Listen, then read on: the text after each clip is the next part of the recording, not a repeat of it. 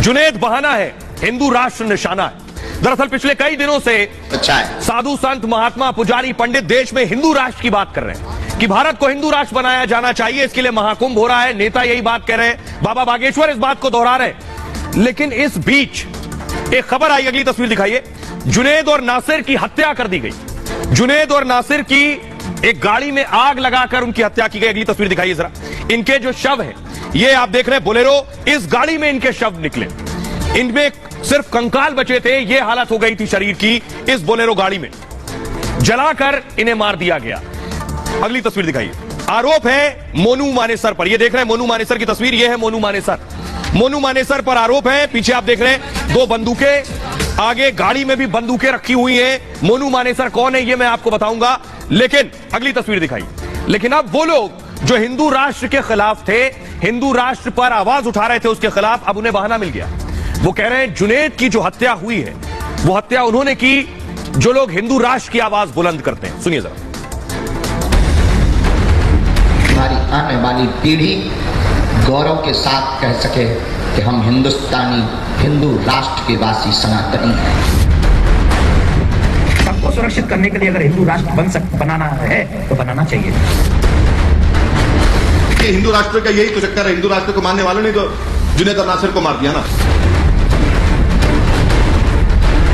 जब देश के पंडित, संत, पुजारी, हिंदूवादी संगठन हिंदू राष्ट्र की बात कर रहे हैं, हिंदू राष्ट्र की मांग कर रहे हैं, तब जुनैद और नासिर के बहाने हिंदू राष्ट्र पर सियासतदान निशाना साधने लगे।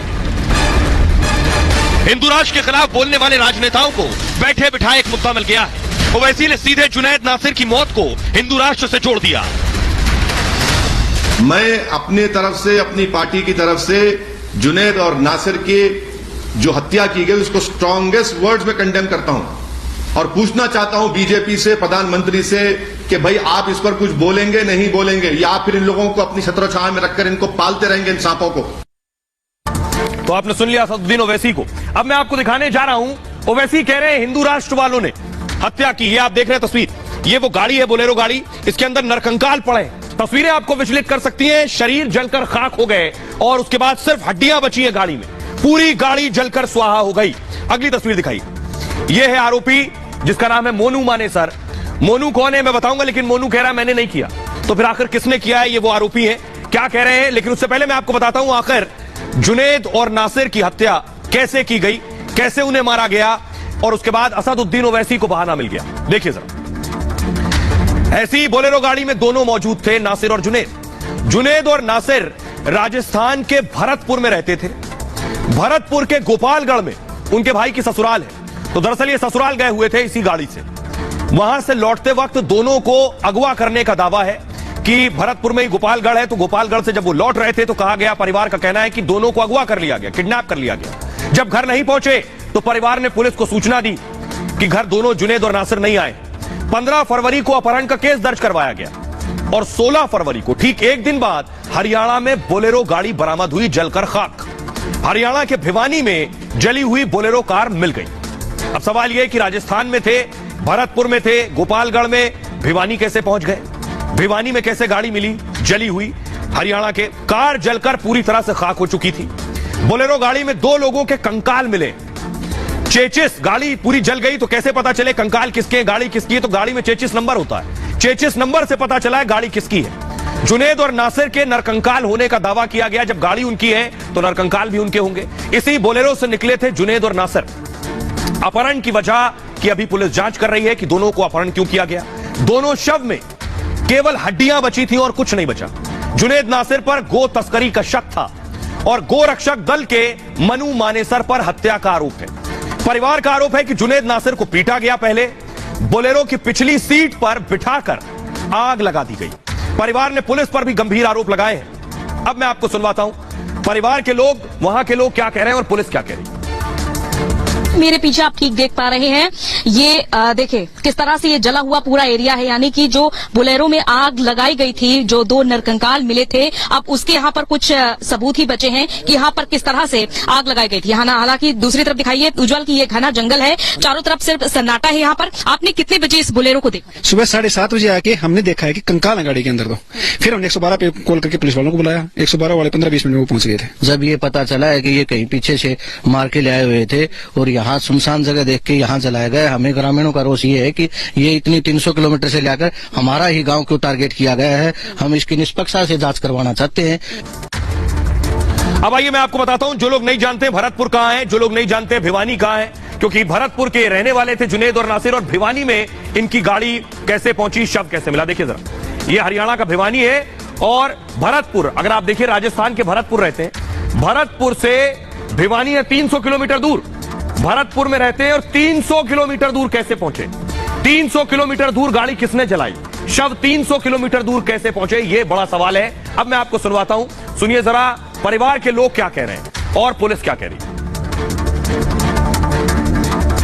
इतनी बुरी घटना है कि शायद हमने ना सुनी ना देखी कि एक आदमी को यानी कि अपने काम से जा रहा है और उनको रुकवा लेते हैं और रुकवाने के बाद उनको फिर मार पीटते हैं और मार पीट के अपहरण कर लेते हैं और अपहरण करने के बाद हमने रिपोर्ट दर्ज करा दी। पुलिस तलाश कहाँ गया? हमारा पिता कहाँ? गोपालगढ़ में? नहीं, वो जोतरी साइड वहाँ वो घर वाले बताते हैं कि हमारा पीटा इनको और पीटने के बाद गाड़ी में डाल। गिरफ्तारी की सूचना है? कुछ नहीं है जी, अभी तो हमारे पास सरकार पुलिस या कोई ऐसे आदमी नहीं आया। जब कोई नहीं आएगा, जब तक हमें आश्वासन नहीं देगा, हम मिट्टी भी नहीं देंगे उस वक्त। हमारे एरिया में डेड बॉडियां मिली थी, हमने इसे चौथी कार्रवाई करके पोस्टमार्टम करवा के डेड बॉडियां उनके हवाले कर दी हैं। और जो जीप जली हुई थी बोलेरो जीप, वो भी पुलिस का माल मुकदमा था, पुलिस ले गई अपने साथ। एफएसएल की टीम हमारी भी आई थी, सीन ऑफ क्राइम टीम, और scene of crime team Rajasthan वालों की भी थी।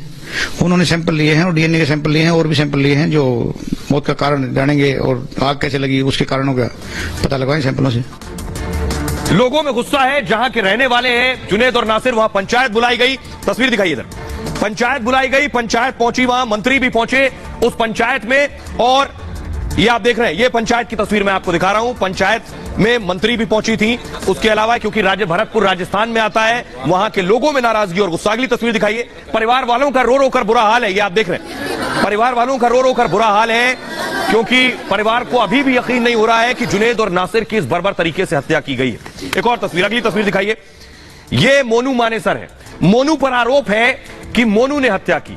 मोनू कह रहा है वो बेगुनाह है। अगली तस्वीर दिखाइए, ये मोनू की तस्वीर है, हाथ में बंदूक लिए, लेकिन मोनू का कहना है उस दिन वो बात था ही नहीं। अगली तस्वीर दिखाइए, ये आप मोनू कह रहा है कि मैं तो होटल में था, ये होटल का सीसीटीवी है। मोनू कह रहा है जिस दिन कहा जा रहा है मर्डर हुआ, उस दिन तो मैं होटल में मौजूद था। मोनू मानेसर कौन है जिस पर हत्या का आरोप लग रहा है, उसके बारे में मैं आपको बताता हूं। मोनू मानेसर पहले भी कई बार सुर्खियों में रहा है। 28 साल के मोनू ने अपने ऊपर लगे आरोपों से इनकार किया है। सोशल मीडिया पर मोनू अक्सर तस्वीरें शेयर करता रहता है जिसमें गाय के प्रति उसका लगाव साफ दिखता है। सोशल मीडिया पर उसके फॉलोअर भी काफी संख्या में हैं। सोशल मीडिया पर पुलिस के साथ सम्मान लेते एक तस्वीर भी उसने साझा कर रखी है। आइए अब आपको उसके बारे में कुछ और बताता हूं कि मोनू मानेसर जो है उस पर कई आरोप भी हैं। 20 दिन में 2 हत्या और 1 अटेम्प्ट टू मर्डर का आरोप है। ग्राफिक्स प्ले कीजिए। गुरुग्राम के मानेसर का रहने वाला है, बजरंग दल में गौरक्षा प्रमुख है। मोनू मानेसर का नाम मोहित यादव है। उसकी उम्र 28 साल है और मोनू 2 भाइयों में बड़ा भाई है। उसके पिता की मौत हो चुकी है। गौ तस्करों के बीच मोनू नाम का खौफ है। मोनू मानेसर का अपना पूरा नेटवर्क है, कई शहरों में उसके मुखबिर हैं। 20 दिन में 2 हत्या के केस उस पर दर्ज हुए हैं। 1 हत्या के प्रयास का भी आरोप है। 7 फरवरी 2023 में एक मामला सामने आया। गुरुग्राम के पटौदी कस्बे में 2 पक्षों में हंगामा हुआ था। मोनू मानेसर भी उस वक्त मौके पर पहुंचा था। फायरिंग में एक शख्स घायल हो गया था तब। अब मैं आपको सुनवाने जा रहा हूं, उससे पहले एक वीडियो आपको दिखाता हूं। हरियाणा में ये आप देख रहे हैं, ये जो वीडियो सामने आ रहा है, ये बताया जा रहा है मोनू मानेसर और उसके साथी हैं, हाथों में लाठी डंडे लिए हुए हैं। कहां पर मौजूद हैं, क्या कर रहे थे, ये अभी जांच का विषय है। अब जरा सुनिए, मोनू का कहना है वो बेगुनाह है, उसका इस हत्या से कोई लेना देना नहीं। सुनिए कि जो भी घटना गोपालगढ़ थाने के अंतर्गत हुई है भरतपुर में, उससे हमारा कोई लेना देना नहीं है। और मैं उस वक्त गुरुग्राम के एक होटल में रुका हुआ था। पुलिस में का जांच करने के लिए हम पूरे लिए तैयार हैं। हमारे इस मामले से कोई लेना देना नहीं है। हमारी कोई, मैं उस दिन गुड़गांव था जिस दिन ये मामला हुआ है। मैडम अब ये झूठना, कुछ हम जो ये काम कर रहे हैं अपने मेवात में, कुछ लोग हैं जो हमसे खफा हैं, चिड़े हुए हैं इस तरह से, वो उनके हमारा काम रास नहीं आ रहा, अच्छा नहीं लग रहा उन्हें, तो वो जबरन हमारा नाम ले रहे हैं। हाँ जी, पूरा सहयोग रहेगा, मैं पुलिस का सहयोग देने के लिए तैयार हूँ सब तरह से। अब आपको दिखाता हूं मोनू मानेसर के खिलाफ एफआईआर हो गई। वो एफआईआर की कॉपी, कितने नाम है उसमें ये देख रहे हैं, ये एफआईआर की कॉपी है और जिसमें नाम लिखे हुए हैं अनिल, श्रीकांत, रिंकू, मोनू 5वें नंबर पर, लोकेश सिंगला। इसमें रिंकू सैनी की गिरफ्तारी भी हो गई है। अब आपको बताता हूं कि पुलिस ने अब तक इस मामले में क्या एक्शन लिया है। एक शख्स की गिरफ्तारी हो चुकी है। अभी जो बड़ी ब्रेकिंग न्यूज मिल रही है, पुलिस का एक्शन देखिए। यह गाड़ी है जो गाड़ी पूरी तरह से जलकर खाक हो गई। इसी बोलेरो के अंदर कंकाल मिला, जिसके बाद पुलिस एक्शन में आई। राजस्थान में अगवा करने की रिपोर्ट दर्ज हुई है। एफआईआर में 5 लोगों के खिलाफ शिकायत दर्ज है। मोनू मानेसर, रिंकू सैनी पर अगवा करने का आरोप है और इसे मूव कीजिए आगे, श्रीकांत, अनिल और लोकेश पर भी केस दर्ज हुआ है। हरियाणा के भिवानी से शव बरामद किए हैं पुलिस ने। राजस्थान पुलिस भी मौके पर पहुंची थी, यानी राजस्थान पुलिस हरियाणा आई, भिवानी पहुंची। राजस्थान पुलिस ने बोलेरो को अपने कब्जे में ले लिया है। घटना में कितने लोग शामिल हैं इसकी जांच जारी है। चेचिस के आधार पर गाड़ी की पहचान हुई है। गाड़ी के नंबर से गाड़ी मालिक के फोन नंबर के बारे में पता चला, तब पता चला ये नासिर और जुनैद की गाड़ी है। नरकंकाल केस में हत्या की धारा जोड़ी गई है। पुलिस हर एंगल से मामले की जांच कर रही है। पुलिस एफएसएल की टीम जांच में जुटी हुई है। दोनों के कंकाल के सैंपल लिए गए हैं। डीएनए जांच से शव की शिनाख्त हो पाएगी। दोनों शव का पोस्टमार्टम पूरा हो गया है। दोनों शव को परिवार को भी सौंप दिया गया है। आरोपियों की तलाश की जा रही है। लेकिन बड़ी चीज ये, राजस्थान में है भरतपुर, यानी एक दूसरा राज्य, दूसरा जिला। हत्या हुई 300 किलोमीटर दूर, दूसरा राज्य, दूसरा जिला। पुलिस के लिए बहुत बड़ा चैलेंज। अगर भरतपुर की पुलिस भरतपुर में, राजस्थान में खोजती तो हरियाणा में जो हत्या हुई वो पता नहीं चल सकती थी। जरा सुनिए पुलिस क्या कह रही है। सूचना मिली कि जो वाहन जिसमें ये दोनों लड़के बैठे हुए थे वो जली हुई हालत में भिवानी डिस्ट्रिक्ट हरियाणा में लोहारू में मिला है। उस व्हीकल के इंजन चेसिस नंबर के आधार पर व्हीकल की मैचिंग की गई। उसी जले हुए व्हीकल के अंदर 2 व्यक्तियों के शव भी पूरी तरह जली हुई हालत में भिवानी पुलिस ने बताया